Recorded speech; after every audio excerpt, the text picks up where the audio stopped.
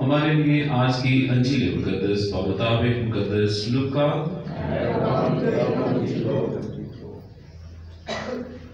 اس کے 24ویں باب میں سے سنیں گے۔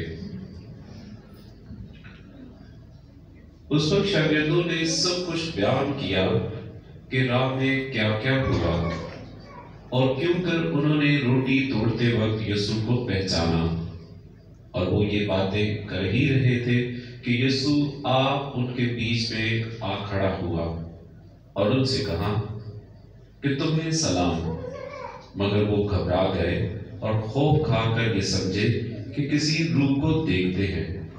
مگر اس نے ان سے کہا کہ تم کیوں گھبراتے ہو اور تمہارے دل میں کیوں شک پیدا ہوتا ہے؟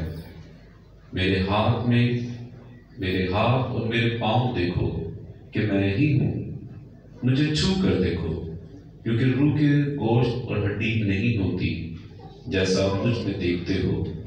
اور یہ کہہ کر اس نے ان کو اپنے ہاتھ اور پاؤں دکھائے۔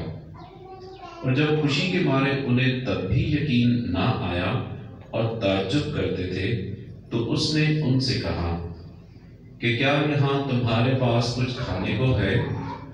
تب انہوں نے بھنی ہوئی مچھلی کا ایک کتلا اس کو دیا۔ اس نے لے کر ان کے سامنے کھایا اور ان سے کہا کہ یہ میری وہی باتیں ہیں جو میں نے تم سے اس وقت کہی تھی جبکہ ہنوز تمہارے ساتھ تھا، کہ ضرور ہے کہ وہ سب کچھ پورا ہو جو موسیٰ کی تورات اور صحائف انبیاء اور مزامین میں میرے حق میں لکھا ہے۔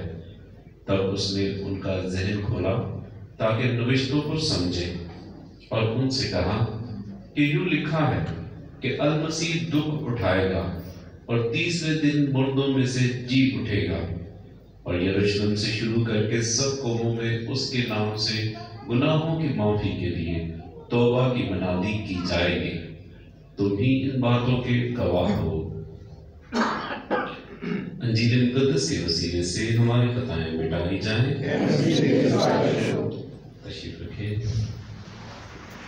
جی اٹھنا، اس سچائی کو شاگرد ابھی تک ہضم نہیں کر پائے، اس کو سمجھ نہیں پائے، کیونکہ اس وقت میں جو فلسفہ زندگی تھا وہ کچھ اس طریقے سے تھا کہ روح انسانی جسم میں قید ہے، اور جب انسان اس دنیا سے جہان فانی سے رحلت کر جاتا ہے تو روح زمین سے آسمان کی طرف پرواز کر جاتی ہے کہ وہ اسی جگہ اس مقام تک پہنچتی ہے جہاں سے یہ انسانی بدن کا حصہ بنی تھی، اور یہ اس وقت کا فلسفہ زندگی تھا۔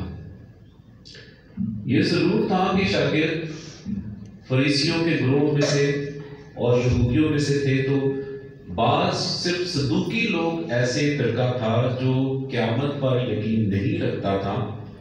باقی فریسیوں کے جو گروہ تھے وہ اس دنیا کے بعد کی قیامت، یعنی کہ اس دنیا کے بعد کی دنیا پر ایمان ضرور رکھتے تھے،